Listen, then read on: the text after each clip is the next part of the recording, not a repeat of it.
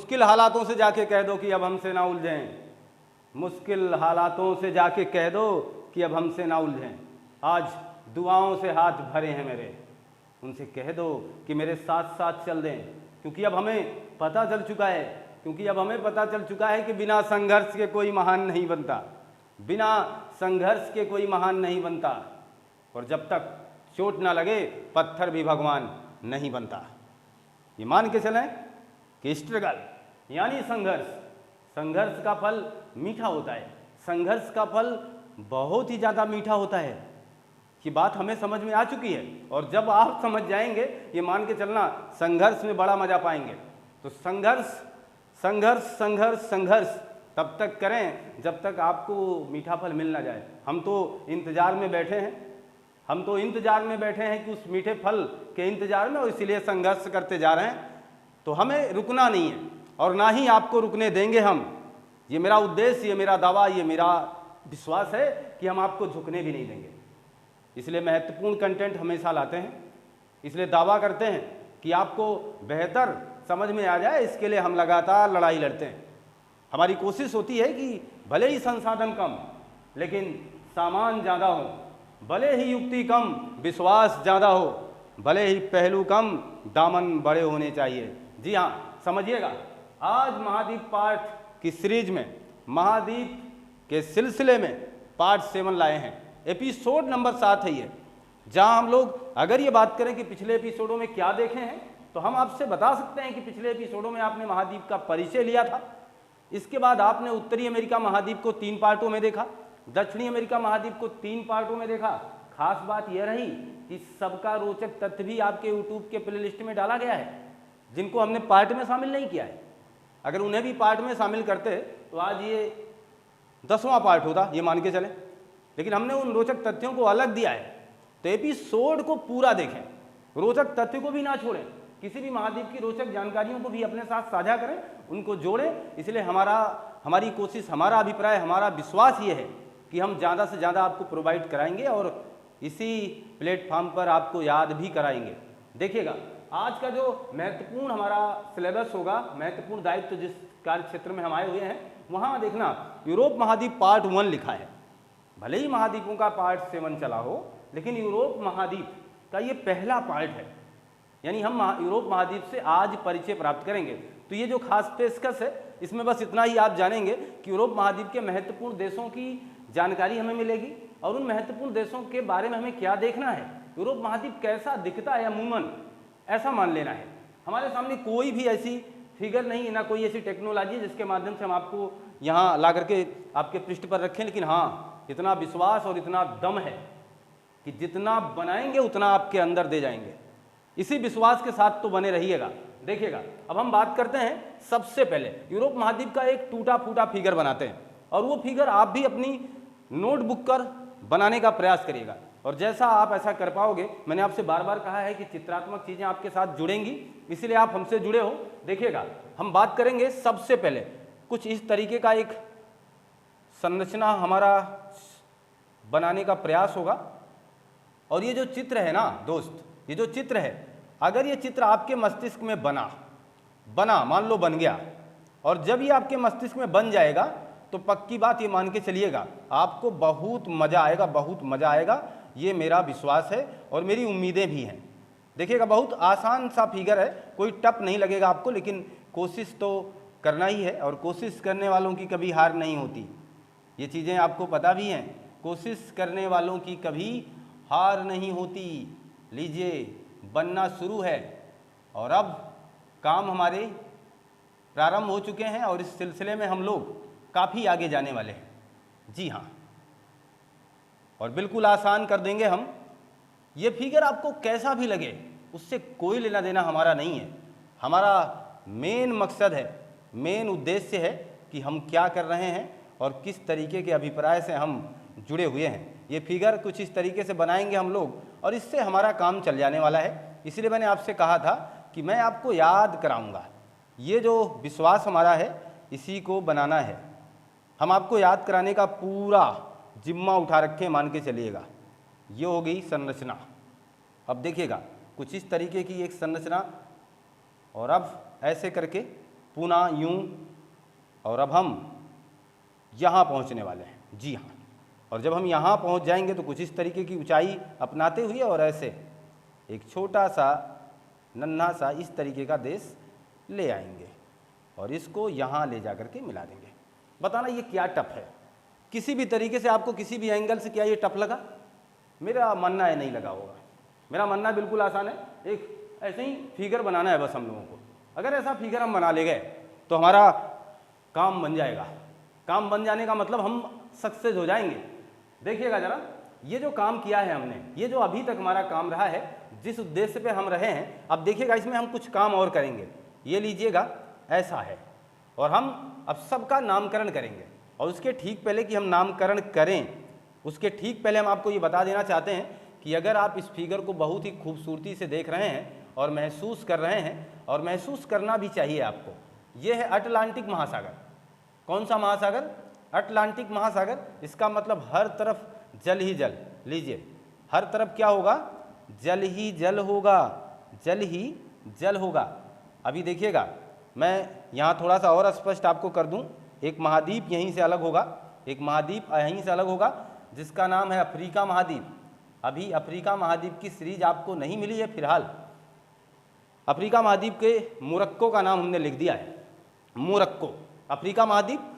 और ये जो संरचना आप देख पा रहे हैं, इसका भी नामकरण बड़ा ही जरूरी है, और हम इसको लिख भी दे रहे हैं भूमध्य सागर। भूमध्य सागर यूपी टेट 2017 में पूछे गए प्रश्न का जवाब हमारे स्टूडेंट साथी अगर दिए होंगे तो उन्हें पता होगा एग्जामिनर ने कितना आराम से इसी लोकेशन को जान लिया था कि यूरोप को अफ्रीका से, यूरोप और अफ्रीका के बीच में कौन सा महासागर स्थित है। तो वहां देखिएगा, महासागर की बात करेगा तो अलग बात होगी, तो अटलांटिक महासागर का जवाब बनेगा। परंतु कौन सा सागर स्थित है, तो फिर हमारा दायित्व, हमारा कार्यक्षेत्र हमसे बताएगा कि देखिएगा जरा, यूरोप को अफ्रीका महाद्वीप से अलग करने का काम कौन कर रहा है? भूमध्य सागर कर रहा है। इसलिए सीरीज को थोड़ा सा समझने का प्रयास करें। जो फिगर है ना, इस फिगर को केवल ये करना है कि हम जान जाएं, बस काम क्या हो रहा है पहचान जाएं, बस नाम क्या करना है, बात भी बात है, सारे काम होंगे, सारे सिलसिले चलेंगे। अभी फिलहाल देखिएगा, ये जो देश है इसका नाम लिख रहे हैं पुर्तगाल। आपको हूबहू अपनी नोटबुक पे लिखना है। ये है स्पेन, स्पेन, पुर्तगाल हो गया, स्पेन हो गया। स्पेन के बाद ये जो मामला है, इधर आप देख पाएंगे ऐसे करके एक संरचना, और इसमें थोड़ा सा इस तरीके से एक और देश, और ये पूरा इस तरीके कर दे रहा हूँ जिससे आपको सारी चीज़ें समझ में आती रहें। जी हाँ, ये है जर्मनी, ये है जर्मनी, ये है दुनिया का सबसे खूबसूरत देश स्विट्जरलैंड। देखिए क्या क्या देखने आए हैं यूरोप में। और सबसे ज़्यादा प्रश्न अगर भौगोलिक दृष्टिकोण से कभी भी हमारे एग्जामिनर ने हमसे पूछा है तो यूरोप महाद्वीप से पूछा है। ऐसा क्यों? क्योंकि यूरोप महाद्वीप से हमारे बहुत ही पुराने रिश्ते हैं। यूरोप महाद्वीप के लोगों ने ही तो हमें खोजा था। वास्को डिगामा यहीं से तो आया था, तो हमारे बड़े ही पुराने रिश्ते हैं। और 1498 ईस्वी से हम इन्हें जान ही रहे हैं। इसके पहले पता नहीं कितने पुर्तगाल और पता नहीं कितने यूरोप वासियों ने हमें लूटा है, हमें लूटा है, हमें लूट ले गए हैं। देखिएगा यहाँ बात करेंगे, अभी लूटने वाले का नाम भी ला देते हैं। देखिए आपके दिमाग में आओगा कौन लूटा है हमें? लूट लिया है इसने, लूटने वाले ने, इंग्लैंड ने। यही है इंग्लैंड। इंग्लैंड एक द्वीपीय देश है, और ये है आपका आयरलैंड, आयरलैंड, ठीक है। इसमें छोटे छोटे द्वीप हैं जो मिल करके इसको यूनाइटेड किंगडम का दर्जा बनाते हैं, जिसमें अभी नामकरण कर दूंगा। इंग्लैंड आएगा, स्कॉटलैंड आएगा, वेल्स आएगा, जिन्हें हम ग्रेट ब्रिटेन के नाम से जानेंगे। बहरहाल अभी हम एक फिगर की रूपरेखा बना रहे हैं जिससे आप समझ पाओ कि कौन सा देश कहाँ कहाँ है। और हम किसी मैप से नहीं जुड़े हुए हैं, हम लोग खुद चित्रकारी कर रहे हैं। हम लोग मैपिंग का काम नहीं कर रहे, हम किसी के ऊपर आश्रित नहीं होंगे ना बाबा। हमने आपसे बार बार कहा है, अब ये छोड़ दो किसी के ऊपर आश्रित होने का। ये महसूस ही ना करो कि कोई तुम्हारा सहारा बनेगा। ऐ राही, तेरी मंजिल तुझसे है, तेरी मंजिल तुझसे है, तू ही किनारा बनेगा। किसी के ऊपर, किसी के ऊपर नहीं, आश्रित नहीं होना है। ना मुझे मैप देखना है, ना मुझे मैपिंग की कोई विशेष व्यवस्था लेनी है। मुझे बस काम ऐसा करना है, जितना करवा रहे हैं उतना करके देखिएगा, आप कभी विचलित नहीं होंगे, ये पूरा विश्वास हमें है। देखिएगा, तो हम लोग बात कर रहे हैं आयरलैंड, इंग्लैंड की। हम एक रूपरेखा बना रहे हैं। ये जो देश आपके सामने इधर बनेगा, ये बहुत ही प्यारा देश फ्रांस राजधानी से अभी वाकिफ कराऊंगा। फ्रांस तक हम आ गए हैं और फ्रांस के बाद आप ये देख रहे हैं यूरोप का भारत है, ये यूरोप का भारत जिसे कहते हैं, जिसका नाम है इटली। इटली यहाँ आ गया, जिसकी राजधानी रोम में बसती है, इसकी राजधानी रोम में बसती है। तो इटली हमें रोम में बस गई। सोनिया गांधी जी का संबंध कहाँ से रहा? तो इटली से रहा। इसलिए हमारे तो ये अजीज हैं, हमारे रिश्तेदार हैं, ये सब हमारे रिश्ते इनसे जुड़े हुए हैं, अतः हम इन्हें महसूस करते हैं। इसलिए हमारे एग्जामिनर महोदय यहाँ से ज़्यादा प्रश्न पुटअप करते हैं। तो हम थोड़ा सा यूरोप महाद्वीप में ज़्यादा समय देने वाले हैं। हम जहाँ सारे महाद्वीपों को 3 पार्टों में खत्म कर रहे हैं, शायद इनके 5 पार्ट 4 पार्ट चलेंगे। हमारी कोशिश होगी इस पर ज़्यादा वक्त दिया जाए। वक्त देंगे, हमारा अभिप्राय बनेगा, हम लोग एक बेहतर स्टूडेंट की बात, अपनी तैयारी को बेहतर करेंगे। देखिएगा, तो हम लोग बात कर रहे थे फ्रांस की, जर्मनी की, इटली की, इतनी देशों की तो जानकारी हमें हो गई। देखना, एक बात समझना, यहाँ से मैं एक देश की बात करूँगा, क्या इससे संबंध रहा आपका? यूनानी आए थे ना, तो यूनान यही है, यूनान देश। देखना, ये यूनान का मैप है और ये जो हिस्सा है, ये जो हिस्सा मैंने काट दिया है, यहाँ तक तो ये भूमध्य सागर है। देखिएगा जरा, ये पूरा मामला जल का है, ये पूरा मामला जल का है, पूरा जल है यहाँ तक, ये सब भूमध्य सागर का हिस्सा है। इसीलिए मैंने कहा यूरोप और अफ्रीका के बीच में, स्टार प्रश्न है ये, यूरोप और अफ्रीका के बीच में कौन सा सागर है? तो दोस्त कहिएगा भूमध्य सागर है। कौन सा सागर है? भूमध्य सागर है, भूलिएगा मत इसे।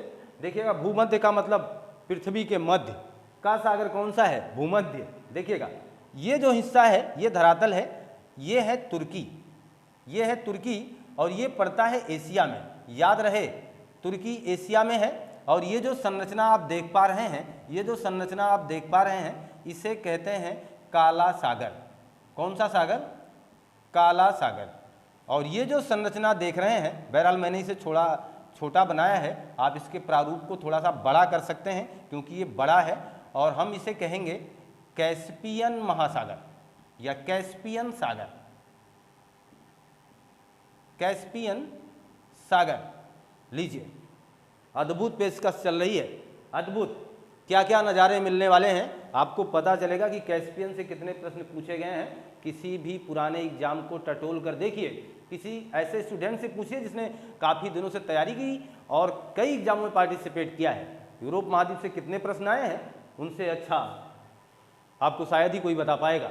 इसका मतलब ये रहा कि प्रश्न बहुत पूछे जाएंगे, बहुतायत मात्रा में यहाँ से प्रश्न आते रहे हैं। तो फिगर आपके सामने रनवे की तरह दौड़ रहा है, और मैं ये मान के चलता हूँ फिगर आपको बहुत कुछ बता रहा होगा।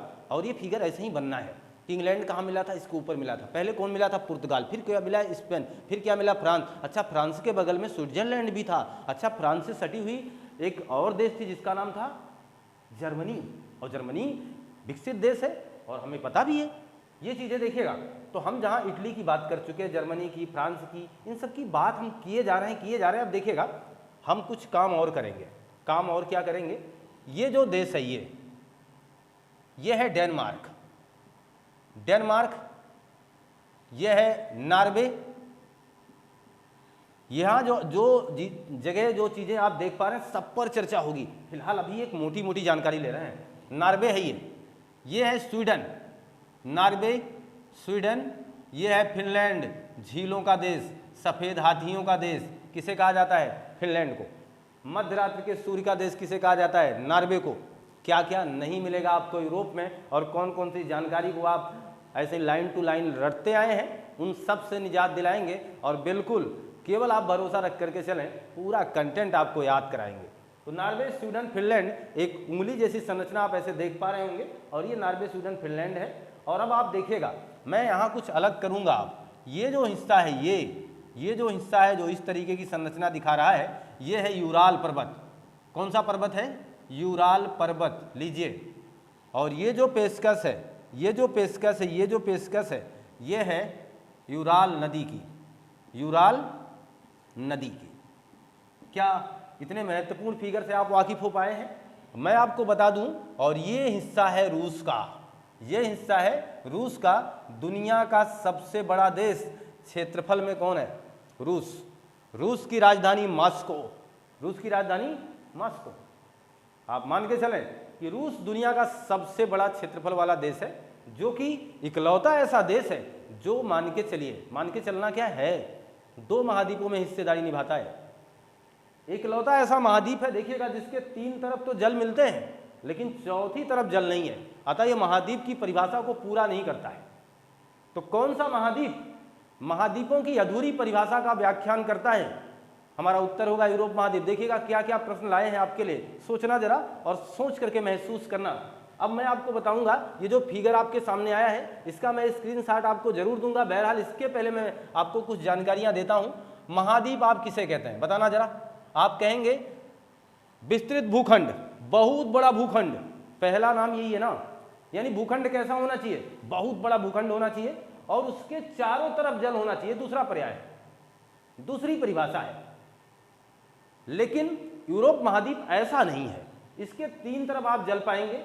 इधर देखिए जल है भूमध्य सागर का, इधर जल है अटलांटिक महासागर का, और जो ऊपर वाला जल है, जो ऊपर सब जल आपको मिलेगा, यहाँ जो आपको जल मिलेगा, यहाँ ये जो पूरा आपको जल की संरचना मिलेगी, ये है आपका आर्कटिक महासागर। आर्कटिक महासागर, इसका मतलब हम कह सकते हैं उत्तर में आर्कटिक महासागर है और इसके पश्चिम में अटलांटिक है और दक्षिण में भूमध्य सागर है। परंतु इसके पूरब में, जहां हम बात करेंगे इसके पूरब में कौन सा महासागर है, तो आप कहोगे सर कोई नहीं है। यहाँ एक पर्वत है, यहाँ एक पर्वत है जिसका नाम है उराल। फिर इसे महाद्वीप क्यों कह रहे हैं? इसे महाद्वीप इसलिए कह रहे हैं क्योंकि इसका पहला जो दायित्व था वो पूरा कर रहा है। ये बहुत बड़ा भूखंड है, बहुत बड़ा भूखंड है, इसलिए ये एक दायित्व को पूरा कर रहा है, इसलिए हम इसे महाद्वीप मान लेते हैं। समझिएगा, प्रश्नों के सीरीज को दौड़ा रहे हैं और प्रश्नों के सिलसिले से हम मुखातिब हैं। अब समझिए, हमारा पहला ही क्वेश्चन यहाँ से चालू हो जाएगा। सबसे पहली बात दोस्त, सबसे पहली बात, यूरोप को एशिया से अलग कौन करता है? कुछ शब्दावलियाँ जानेंगे हम। यूरेशिया किसे कहते हैं ये समझेंगे हम। इसके बाद जब हम इसकी बेसिक पॉइंट पर अपना कब्जा जमा लेंगे ना, तो फिर हम इनके अंदर जाएंगे और अंदर जा करके हम फ्रांस टहलेंगे और सुरा सुंदरियों से मुलाकात करेंगे। वहाँ सैंपन शराब बनाई जाएगी, हम लोग उसका भी पान करेंगे। पान करने का मतलब महसूस करेंगे नहीं, फिलहाल जाएंगे हम लोग। सबसे खूबसूरत महिलाओं को देखेंगे हम फ्रांस में। किसानों को 12-12 घंटे काम करते हुए पाएंगे हम फ्रांस में, इसलिए किसानों का देश कहकर हम आएंगे फ्रांस को। तो ऐसी रूबरू कराएंगे, ऐसी महत्वपूर्ण कहानियों से बेलाल बने रहें हमारे साथ, जुड़े रहें हमारे साथ, बातें चर्चा में बनी रहेंगी। किसने किया है एशिया को यूरोप से अलग? किसे कहते हैं यूरेशिया? लीजिएगा, पेशकश आपके सामने है। एशिया को यूरोप से अलग, एशिया को यूरोप से अलग करने वाला, यूरोप से अलग करने वाले, ये देखिएगा, इसमें यह मत कह दीजिएगा केवल यूराल पर्वत है। ना बाबा ना, केवल यूराल नहीं है, इसमें देखना कौन कौन शामिल है। एशिया को यूरोप से अलग कर रहा है यूराल पर्वत। सीमा, यह भी कह सकते हैं कि एशिया और यूरोप की सीमा कौन बनाता है। पहला जवाब तो आपका यूराल पर्वत हो गया। दूसरा जवाब आपका क्या आएगा? यूराल नदी आएगा। दूसरा जवाब यूराल नदी का होगा। तीसरा जवाब कैस्पियन सागर का होगा। सब उत्तर से दक्षिण में लिखे गए क्रम है। सारे प्रश्न एग्जामिनर ने बड़े बड़े स्तरीय एग्जामों में पूछ रखा है, क्रम से लिखिए। पहले कौन? यूराल पर्वत, फिर कौन? यूराल नदी, फिर कौन? कैस्पियन सागर, फिर कौन? काला सागर, फिर कौन? काला सागर। इतने लोग मिल करके एशिया को यूरोप से अलग करने का काम करते हैं। दुनिया का क्षेत्रफल में सबसे बड़ा देश, जनसंख्या में तो आप जान ही रहे हैं, आपके पड़ोसी चीन है। दुनिया, और हम भी उनसे कम नहीं, हम भी जनसंख्या के मामले में उनसे होड़ में ही बने रहते हैं। लड़ाई हमारी उनसे चली रही है जनसंख्या के मामले में, कौन आगे जाएगा। फिलहाल जनगणना नहीं हो पाई, आपको पता है कोविड के कारण। जनगणना की पेशकश जब आएगी, जनगणना जब कराई जाएगी, तो आपको पता चलेगा हमारे भारत की जनसंख्या 130 करोड़ के भी ऊपर चली गई है। जो अद्भुत मंजर होगा और कौन आगे होगा ये राम जाने। देखिएगा, मैं तो कहता हूं कि हो सकता है भगवान जाने, राम जाने, हो सकता है हमारा भारत ही आगे ना चला जाए जनसंख्या के मामले में। इसलिए जनसंख्या पर अंकुश लगाने के लिए सरकार अलग अलग से पहल कर रही है। बहरहाल उस पहल से ज़्यादा कहीं नागरिकों की सोच पर निर्भर करता है, यहाँ रहने वाले लोगों पर निर्भर करता है, यहाँ के वातावरण पर निर्भर करता है। सारी बातें किसी एक की नहीं है, सब कुछ चीज़ें। भाई ऑस्ट्रेलिया में इतने ज़्यादा बच्चे क्यों पैदा नहीं हो रहे? क्योंकि वहाँ क्षेत्रफल बहुत ज़्यादा है, लेकिन फिर भी वातावरण नहीं साथ दे रहा है। तो इसका मतलब है कि सारे लोकेशन चलेंगे। फिलहाल देखिएगा हम लोग बात करेंगे अभी जहाँ कर रहे हैं बेसिकली वहाँ जुड़े रहेंगे। एशिया यूरोप से अलग करने के लिए हमने 4 महत्वपूर्ण पहलुओं को देखा है, टच किया, महसूस किया। क्या याद नहीं कर पाएंगे? देखना दोस्त, पुनः प्रयास करिए। यूराल नदी सबसे पहले यूराल पर्वत, फिर यूराल नदी, फिर कैस्पियन सागर, फिर काला सागर की बात हो रही है। इतने लोग मिल करके हमारे एशिया को यूरोप से अलग कर रहे हैं। तो ये तो क्लियर हो गया, बेसिक था। दूसरी बात देखिएगा, कभी कभार हमारा प्रश्न होगा यूरेशिया। अब आप कहोगे सर ये क्या है, यूरेशिया क्या है? क्योंकि दुनिया का सबसे बड़ा क्षेत्रफल का देश रूस है, जो कि केवल यूरोप में नहीं है, एशिया में भी फैला हुआ है। और जितना एशिया में फैला हुआ है ना, उसे साइबेरिया कहा जाता है। तो रूस का साइबेरियन प्रांत जो कि एशिया में पड़ता है, इसीलिए एशिया और यूरोप के आपसी मेल के कारण इसे हम पूरे सम्मिलित रूप से यूरेशिया कहते हैं। यूरेशिया यानी यूरोप और एशिया का जितना हिस्सा आपस में मिलेगा, हम उसे एक अलग नाम से जानेंगे, जिसे हम यूरेशिया कहेंगे। यहाँ तक कि कोई बातें, कोई दिक्कत नहीं होनी चाहिए किसी को, मेरे हिसाब से कोई दिक्कत नहीं है। अब हम लोग काम क्या करेंगे, इनकी राजधानियों को नोट कर लेते हैं। देखना जरा, कुछ महत्वपूर्ण देशों की राजधानी आपके सामने मैं इंगित कर रहा हूँ, आप इन्हें याद करने का प्रयास भी करिएगा। देखिएगा, अगर पुर्तगाल की राजधानी आपसे पूछी जाए तो क्या बताएंगे? पुर्तगाल की राजधानी है लिस्बन। लिस्बन, देखिए मैं इसके आगे एक गहरा डार्क बना रहा हूं जिससे आप समझ पाइए, उसकी राजधानी है। स्पेन की राजधानी क्या है? स्पेन की राजधानी है मैड्रिड। किससे संबंध रहा है? बातें होंगी फुटबॉल से। फ्रांस की राजधानी, लीजिए आ गई सबसे खूबसूरत राजधानी, दुनिया की फैशन नगरी किसे कहा जाता है? फैशन नगरी किसे आप कहते हो? फ्रांस की राजधानी पेरिस को आप फैशन नगरी कहते हैं। हम एक एक देश पर बात बाद में करेंगे, अभी फिलहाल राजधानी की बात कर रहे हैं। स्विट्जरलैंड की राजधानी बर्न है। स्विट्जरलैंड की राजधानी क्या होगी? बर्न। स्विट्जरलैंड दुनिया का सबसे खूबसूरत देश है, आपको पता है। खूबसूरती के मामले में अगर पूछा जाएगा तो लोग यही कहेंगे कि स्विट्जरलैंड, अलौकिक खूबसूरती। स्विट्जरलैंड ने खुद नहीं बनाया है, नेचर ने इसे अपनी गोद में उठाया है। बहुत ही खूबसूरत नज़ारे हैं स्विट्जरलैंड के, लोगों का मानना है। हमने तो इसे करीब से देखा नहीं, बस किताबों से महसूस किया है, जैसा आज आपको महसूस करा रहे हैं। इसीलिए मैंने कहा ऐसा मान के चलें कि हम ऐसी सफ़र पे हैं, ना जा पाएंगे कोई बात नहीं, लेकिन फिर भी हम महसूस तो इन्हें महसूस कर जाएंगे। तो अब देखिएगा, रूस की राजधानी अभी फिलहाल हम बता भी चुके हैं, मॉस्को है। रूस की राजधानी मॉस्को है। अब आप देखिएगा, हर देश की राजधानी जरूरी नहीं याद हो, लेकिन कुछ देशों की राजधानी, जो इंपॉर्टेंट देश हैं, उनकी राजधानी हम आपको बताते चल रहे हैं जिससे आप इसे याद कर पाएं। जर्मनी की राजधानी क्या होगी? बर्लिन। और आपके डेनमार्क की राजधानी कोपेनहेगन।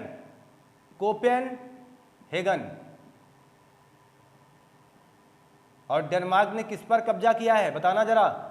मैंने उत्तरी अमेरिका महाद्वीप पढ़ाते समय ये बात बोली थी, अगर याद आएगा आपको तो बताइएगा कि डेनमार्क पर किसका कब्जा है अभी फिलहाल। कोशिश करिए और बताइए, डेनमार्क पर किसका कब्जा है अभी फिलहाल। डेनमार्क जबकि यूरोप में पड़ता है, उत्तरी अमेरिका महाद्वीप से मैंने आपको लिंक दे दिया है। उत्तरी अमेरिका का कोई ऐसा देश है जिसका आधिपत्य किस पर है? सॉरी, मैंने इस तरह उल्टा कहा कि उत्तरी अमेरिका महाद्वीप का एक ऐसा द्वीप है जिस पर आधिपत्य है डेनमार्क का। डेनमार्क का आधिपत्य है, ना कि डेनमार्क पर किसी का। डेनमार्क का शासन है किस पर? दुनिया का सबसे बड़ा द्वीप ग्रीनलैंड, जिसने जो कारण बना था 1912 में टाइटैनिक जहाज को डुबाने का। ग्रीनलैंड से टूटा था एक टुकड़ा, जिसे आइसलैंड कह सकते हैं, वो टूट करके फिर जाके टकरा गया था किससे? दुनिया की सबसे खूबसूरत जहाज से, टाइटैनिक से। तो ग्रीनलैंड जो है उस पर कब्जा है डेनमार्क का। ग्रीनलैंड उत्तरी अमेरिका का महाद्वीप का हिस्सा है, जबकि कब्जा उस पर बनाया है डेनमार्क। दुनिया का सबसे ज्यादा दूध उत्पादन करने वाला देश डेनमार्क है। दुनिया का सबसे ज्यादा दूध डेयरी आपको कहाँ मिलेगी? विकसित दुग्ध डेयरियाँ यहीं मिलेगी। तो हम ये चीज़ जान चुके हैं, ऐसे महत्वपूर्ण देशों के नामों की जानकारियाँ हो चुकी हैं, और वहाँ जगह थोड़ा सा कम है, इसलिए मैं यहाँ लिख दे रहा हूँ। नॉर्वे की राजधानी है ओस्लो। नॉर्वे की ओस्लो है। और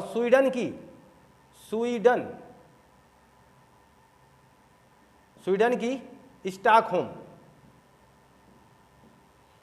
अच्छा, स्टॉकहोम से याद आया, नॉर्वे की राजधानी ओस्लो, स्वीडन की राजधानी स्टॉकहोम और फिनलैंड की राजधानी हेलसिंकी। इसकी राजधानी जो है वो है हेलसिंकी। हेलसिंकी ये इसकी राजधानी है। चलिए कोई बात नहीं, हम यहाँ तक काम कर चुके हैं। नॉर्वे की राजधानी ओस्लो है, स्वीडन की राजधानी स्टॉकहोम है, फिनलैंड की राजधानी हेलसिंकी है। इसमें खास बात रही स्टॉकहोम से। स्टॉकहोम में दुनिया का पहला पर्यावरण सम्मेलन हुआ 5 जून 1972 को, जहां आपकी प्रधानमंत्री, तत्कालीन प्रधानमंत्री माननीय श्रीमती इंदिरा गांधी जी ने पार्टिसिपेट किया था। तो उस समय की बातें हैं और 5 जून 1972 को पहला पर्यावरण सम्मेलन हुआ था। आज तक हम 5 जून को पर्यावरण दिवस के रूप में सेलिब्रेट करते हैं। जी हाँ, और इसका संबंध कहाँ से रहा? स्टॉकहोम से पहला सम्मेलन हुआ। हम सारी बातों को पॉइंट वाइज नोट कराएंगे, अभी फिलहाल चर्चा में बने रहे। नॉर्वे, स्वीडन, फिनलैंड की बात हो चुकी, हेलसिंकी इसकी राजधानी मिल गई। सभी देशों की राजधानी आपके सामने मैं ला रहा हूँ क्रम से, धीरे धीरे करके। आप सोचिएगा जो भी देश है, आप जो भी देश आपको मिल रहे हैं, उन सब देशों की राजधानियाँ जरूरी नहीं याद हो, लेकिन हाँ इतना जरूर कहूँगा कि ये महत्वपूर्ण देशों का ही उल्लेख किया है। 44 से 45 देश आपको यूरोप में मिल जाएंगे।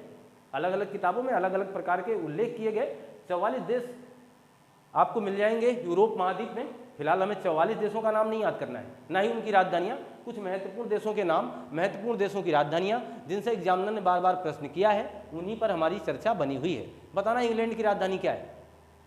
आप कहोगे लंदन सर। इंग्लैंड को ब्रिटेन भी कहते हैं, ग्रेट ब्रिटेन भी कहते हैं। यूनाइटेड किंगडम किसे कहते हैं? अगर हम बात करें, जिसने हमें गुलाम बनाया उसकी राजधानी लंदन है। जिसने हमें गुलाम बनाया उसकी राजधानी लंदन है। और अगर हम बात करें कि ग्रेट ब्रिटेन में कौन कौन से हिस्से आते हैं, इन पर भी चर्चा होगी। बहरहाल अब ये पूरी तरीके से आपका व्हाइट बोर्ड फुल नजर आ रहा है, आप इसका स्क्रीनशॉट ले लीजिए। ये मान के चलें कि आपने स्क्रीनशॉट ले लिया होगा। मज़ेदार लम्हों में हम आपको जोड़े हुए हैं। वाकई में हम लोग यूरोप महाद्वीप से एक बेहतरीन परिचय स्थापित कर रहे हैं। अभी फिलहाल हम लोगों ने यहाँ के कुछ महत्वपूर्ण देशों के नाम जाने, उनका लोकेशन समझा और उनसे महत्वपूर्ण उनकी राजधानियों को भी हमने इंगित किया। और ये जो काम कर रहे हैं, वाकई में ये काम हम सबको करना होगा। ऐसा करने के बाद ही हम अपने अभिप्राय को साबित कर पाएंगे। जहाँ हम पहुँचना चाह रहे हैं, जब तक हमें राजधानी याद नहीं होगी, हेलसिंकी किसकी राजधानी है, फिनलैंड की, तब तक हमारे काम अधूरे हैं। जब तक हम कोपेनहेगन को नहीं बताएंगे, तब तक हम दुनिया का सबसे बड़ा डेयरी उद्योग कहाँ बता पाएंगे। इसलिए हमें बहुत ही जरूरी इस बात को याद करना। फ्रांस की राजधानी पेरिस तो आप सबको याद है। इटली की राजधानी रोम में है, यानी रोम में बस रही तो रोम है। और अभी हम लोगों ने अन्य देशों की राजधानी पर बहुत अच्छे ढंग से चर्चा किया। पुर्तगाल की राजधानी लिस्बन, सब पर बातें हो गई। अब हमारी बातें कुछ अलग होंगी। देखिएगा, ये जो हमने कहा जिन्होंने हमें गुलाम बनाया, इनकी राजधानी लंदन है। और हम लोग बार बार ये सुनते हैं यूनाइटेड किंगडम, और फिर से हम बात करेंगे किंगडम। हम आगे आने वाले एपिसोडों में हम चर्चा में लेंगे, लेकिन इसके पहले आप इन्हें जान जाइए। इसमें कौन कौन आएगा, कौन कौन से देश शामिल हैं। इंग्लैंड शामिल है, स्कॉटलैंड शामिल है, इंग्लैंड, स्कॉटलैंड और वेल्स। समझिएगा, यूनाइटेड किंगडम अकेला नहीं है कि केवल यूनाइटेड किंगडम हम इंग्लैंड को कहते हैं। जैसे आपने यूएसए पढ़ा, तो उस तरीके से आप यहाँ समझिए। यूनाइटेड किंगडम में आने वाले देशों का नाम बताइए। तो यूनाइटेड किंगडम में आने वाले देश हैं इंग्लैंड, स्कॉटलैंड और वेल्स। इंग्लैंड के बगल ये जो छोटा सा द्वीप दिख रहा है, इसका नाम क्या है? आयरलैंड।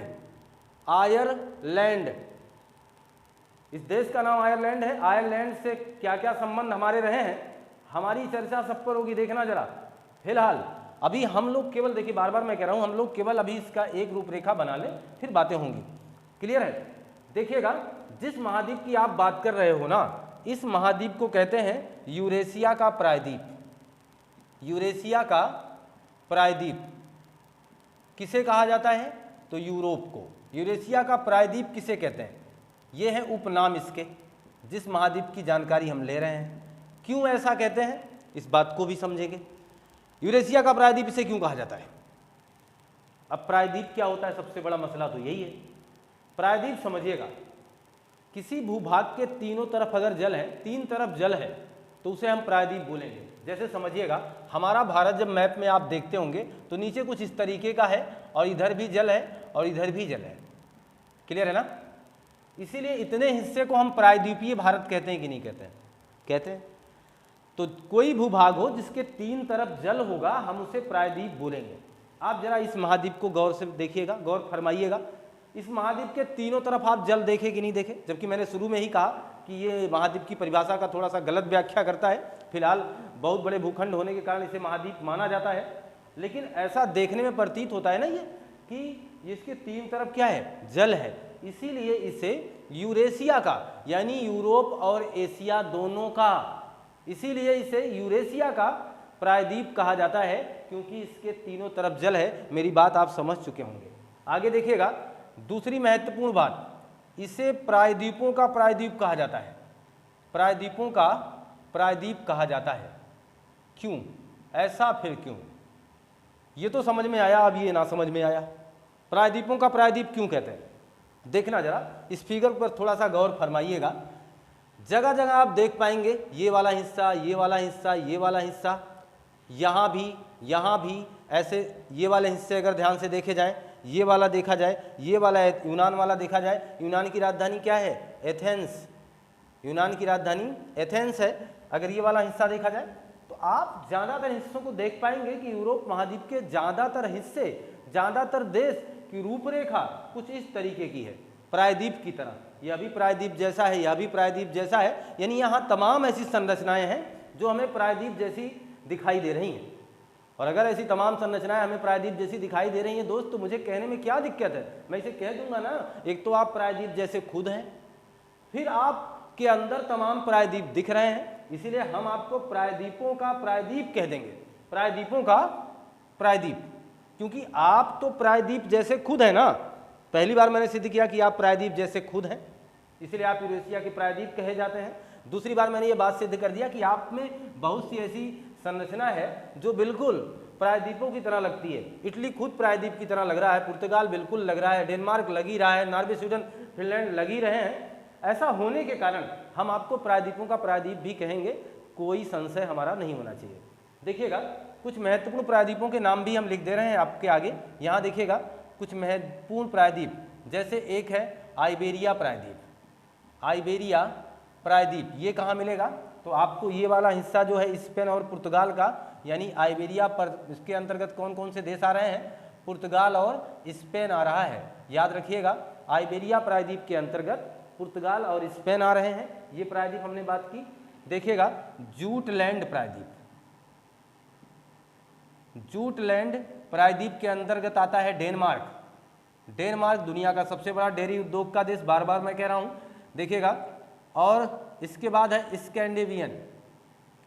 स्कैंडेवियन प्रायद्वीप। इसके अंतर्गत कौन कौन आएंगे? नॉर्वे, स्वीडन, फिनलैंड प्लस रूस का कुछ हिस्सा।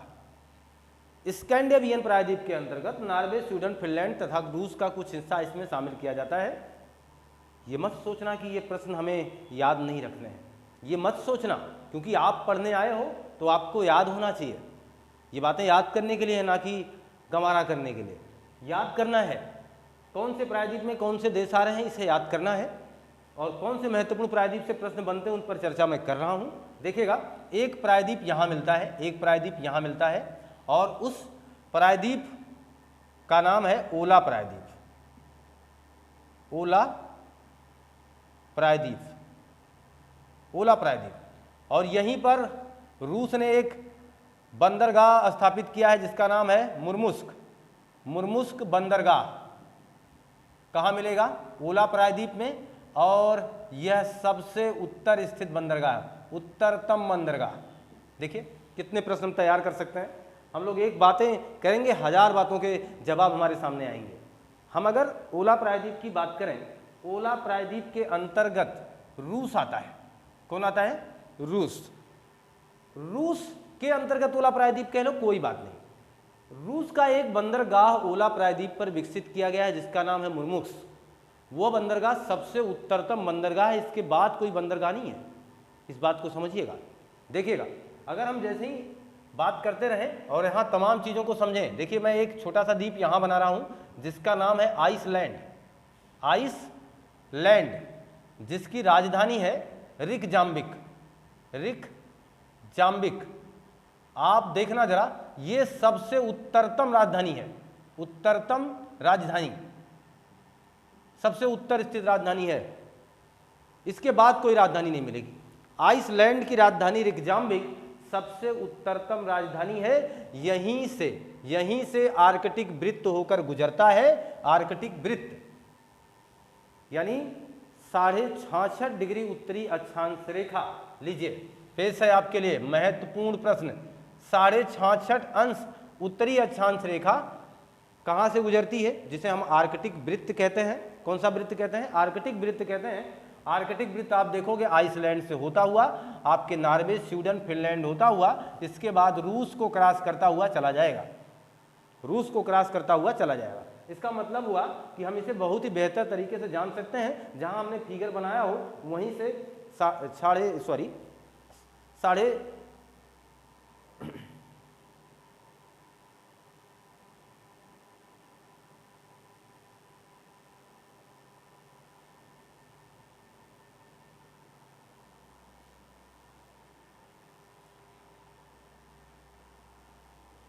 देखिएगा जरा, जो सबसे उत्तरी रेखा देख पा रहे हैं हम लोग, जिसे हम आर्कटिक वृत्त कहते हैं, 66.5 अंश उत्तरी अक्षांश रेखा, जो कि आइसलैंड से होकर के नॉर्वे, स्वीडन, फिनलैंड तथा रूस से होती हुई जा रही है। ये हमारी सबसे उत्तर स्थित रेखा है। हो सकता है बहरहाल जवाब में जब हम लोग कई बार ऐसा काम करते हैं तो पूछा जाए कि सबसे उत्तर राजधानी कौन है, तो फिर हम मैप से जुड़े होते हैं और हमें याद आता है नॉर्वे की राजधानी ओस्लो। कहीं ऐसा ना हो यही सबसे उत्तर राजधानी हो, नहीं। सबसे उत्तरतम राजधानी कौन है? आइसलैंड की राजधानी रिकजाम्बिक है। इस बात को याद रखिएगा, सबसे उत्तरतम है और वहां से आर्कटिक वृत्त होकर जाता है। आर्कटिक वृत्त नॉर्वे, स्वीडन, फिनलैंड से होने के बाद रसिया जाता है और रूस से होकर के चला जाएगा। क्लियर है ना? तो इतनी बातों को आप बिल्कुल बखूबी जान चुके हैं। मैं अभी इस पर चर्चा लिए रहूंगा, कहीं जाने की जरूरत नहीं है। हम लोग अब थोड़ी सी बातें और करेंगे इन पर, अभी इनके फिगर को देख करके। देखिएगा, जिस कैस्पियन सागर की आप बात कर रहे हो, जिस कैस्पियन सागर की आप बात कर रहे हैं, यह कैस्पियन सागर दुनिया की सबसे बड़ी झील है। दुनिया की सबसे बड़ी झील है। क्या बातें बोल रहा हूं, ध्यान से सुनिएगा। दुनिया की सबसे बड़ी झील कैस्पियन सागर, दुनिया की सबसे बड़ी खारे पानी की झील, फिर भी कैस्पियन सागर। दो प्रश्नों के जवाब दे रहे हैं। दुनिया की सबसे बड़ी झील है कैस्पियन सागर, दुनिया की सबसे बड़ी खारे पानी की झील है कैस्पियन सागर। अद्भुत बात, सोचना इसके नाम के आगे सागर लिखा है, लेकिन यह सागर ना होकर झील है। क्यों? ऐसा इसलिए दोस्त, क्योंकि जरूरी नहीं है कि आपके नाम के आगे कुछ भी लिख दिया जाए और आपके अंदर वो गुण आ जाएगा। सागर वह होता है जिसका कोई ना कोई मुहाना, कोई ना कोई हिस्सा एक बहुत बड़े विशाल जलाशय में संपर्क स्थापित करता है। सागर ऐसा नहीं होता कि जो चारों तरफ घिरा होता है। कैस्पियन सागर घिरा हुआ है, बहुत बड़ा जलाशय है, फिलहाल ये बंद है, इसीलिए ये सागर ना होकर झील की परिभाषा पूरी करता है। झील का मतलब बहुत बृहद जलाशय को जो चारों तरफ भूमि से घिरा हो उसे झील कहते हैं। झील का छोटा सा बच्चा तालाब होता है जो आपके गांव में होता है। तालाब का बहुत बड़ा रूप बन जाएगा तो आप उसे झील कहेंगे। और इसी तरीके से आपका कैस्पियन सागर आपको दिखेगा। कैस्पियन सागर इसी तरीके से है, जबकि काला सागर आप मान के चलिएगा इसका जलाशय जाकर के मिल जाता है भूमध्य सागर में, इसलिए यहाँ कोई मसला नहीं बनेगा। ये काला सागर है, लेकिन कैस्पियन सागर की विशेष बातें आप याद रखिएगा। कैस्पियन सागर दुनिया का सबसे बड़ा झील, दुनिया की सबसे बड़ी झील, दुनिया की सबसे बड़ी खारे पानी की झील। ये सागर तो है, नाम इसमें सागर है, लेकिन फिर भी ये झील है। इतनी बातें क्लियर हो चुकी हैं। अब हम बात करेंगे, देखिएगा, भूमध्य सागर पर जहाँ हम चर्चा बनाए हुए थे और आपसे शुरुआत में मैंने इस पर बात की। भूमध्य सागर यूरोप और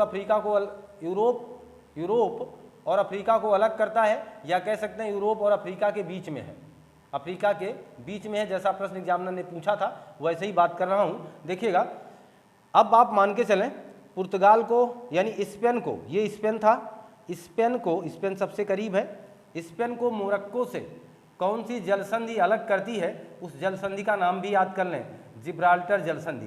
तो हम लोग चारों तरफ घूम रहे हैं, इस महाद्वीप के चारों तरफ की संरचना को हम बना रहे हैं। फिलहाल जिब्राल्टर जलसंधि कहाँ मिलेगी आपको, तो आप कहिएगा सर जिब्राल्टर जलसंधि स्पेन को मोरक्को से अलग करती है, यानी यूरोप को अफ्रीका से अलग करती है। क्लियर है? और देखिएगा, अगर आप ध्यान से देखें तो इधर से कुछ भी आपको ले जाना हो तो आप इस तरीके से होते हुए यहाँ भूमध्य सागर में होते हुए आप पहुँच जाएंगे एशिया। इसका मतलब हुआ कि यहाँ चाबी है, और यही चाबी है, जब हम खोलेंगे तो यहाँ से आराम से हमारा आवागमन हो जाएगा। इसीलिए जिब्राल्टर जलसंधि को भूमध्य सागर का कुंजी कहा जाता है। जिब्राल्टर जलसंधि को भूमध्य सागर का क्या कहा जाता है? कुंजी कहा जाता है। क्यों कहा जाता है? आपके स्क्रीन पर हम साझा कर चुके हैं। भूमध्य सागर का कुंजी कहा जाता है। क्लियर है? तो हमारी जो बातें बनी हुई हैं, जो आपके साथ अभी तक एक रूपरेखा में बना रखा हूँ, ये मान के चलता हूँ कि आपको फिलहाल सारी बातें अच्छे ढंग से समझ में आ रही हैं। पुनः मैं एक बार इसका रिवाइज करता हूँ। मैंने अभी तक जो बातें की, अभी तो जो सिलसिला जारी रहा, उसमें हम लोगों ने यहाँ के तमाम देशों को देखा। चित्र को एक बार नहीं 2 बार बनाइएगा, विश्वास के साथ ये काम करिएगा। 2 बार फिगर जरूर बनाइएगा, फिगर 2 बार बनाइएगा, और 2 बार उसके देशों के नाम लिखिएगा, उनकी राजधानियाँ लिखिएगा, उनका लोकेशन समझिएगा। ऐसा कर दिया आपने, फिर यूरोप महाद्वीप आपके लिए बिल्कुल ईजी हो जाएगा, और आप इसे बड़े आराम से जान पाएंगे, बहुत ही अच्छे ढंग से पहचान पाएंगे। इन जो मैंने यहाँ जो प्रायद्वीपों का नाम लिखा हुआ है, इन सारी बातों पर आप बेहतर चर्चा बना पाएंगे। कौन सी उत्तरतम राजधानी है, और यूनाइटेड किंगडम में क्या क्या आते हैं, किसने हमें गुलाम बनाया था, वो कहाँ मिला हमें, वो यहाँ मिला है, और उसके आसपास देखिए और जो देश हैं, इंग्लैंड, स्कॉटलैंड, वेल्स, ये सब मिलकर के यूनाइटेड किंगडम की एक विस्तृत रूपरेखा तैयार करते हैं। और यूरेशिया का प्रायद्वीप इसे क्यों कहते हैं, ऐसी महत्वपूर्ण बातों पर हमारी चर्चा बनी रही। यूरोप का भारत किसे कहते हैं? इटली को। यूरोप में एक नदी बहती है जिसका नाम है पो, जिसे यूरोप का गंगा कहा जाता है। यूरोप का भारत इटली को, यूरोप की गंगा पो नदी को कहा जाता है। किसानों का देश फ्रांस को कहेंगे, सुरा सुंदरियों का देश फ्रांस को कहेंगे, दुनिया की फैशन नगरी पेरिस को कहेंगे, दुनिया का सबसे ज़्यादा दूध उत्पादन करने वाला देश डेनमार्क होगा, नॉर्वे को मध्य रात्रि का देश कहेंगे, और फिनलैंड को झीलों का, सफ़ेद हाथियों का देश कहेंगे। जहाँ तक हम बात किए थे स्वीडन की, स्वीडन में 5 जून 1972 को पहला पर्यावरण सम्मेलन हुआ था। ऐसे महत्वपूर्ण क्वेश्चनों को हम इंगित करेंगे और क्रमबद्ध तरीके से आपके नोटबुक पर अंकित करवाएंगे, और आपके मस्तिष्क में उनकी जगह बना करके प्रेषित भी करेंगे। कोशिश हमारी रहेगी। अगले एपिसोड के लिए बने रहिएगा। अब हम आपसे यहीं विदा लेना चाहते हैं, और आशा करते हैं, विश्वास रखते हैं कि आपको ये कंटेंट बेहतर लगा होगा। आपकी तैयारी में हम जितना प्रयास कर रहे हैं, जितनी कोशिश कर रहे हैं, वो शायद सफल हो, और मेरा पूरा विश्वास है कि आप जरूर सफल होंगे। और जिस तरीके से हमारा पर्याय बना हुआ, जिस तरीके से हमारी कोशिश है कि आप ऐसा करिएगा, आप जरूर ठीक वही काम अपनाइएगा। और अगर हमारे प्रयास, हमारी ये व्यवस्था, हमारा कार्यदायित्व, हमारा कार्य क्षेत्र आपको अच्छा लग रहा है, तो लाइक शेयर सब्सक्राइब करना मत भूलिएगा दोस्त। लाइक करिए, शेयर करिए, ज़्यादा से ज़्यादा सब्सक्राइब करवाइए। मिलते हैं हम आपसे नए कंटेंट में। पढ़ते रहिएगा, मस्त रहिए, खुशहाल रहिए। आपका दिन शुभ हो। आपको बहुत बहुत धन्यवाद।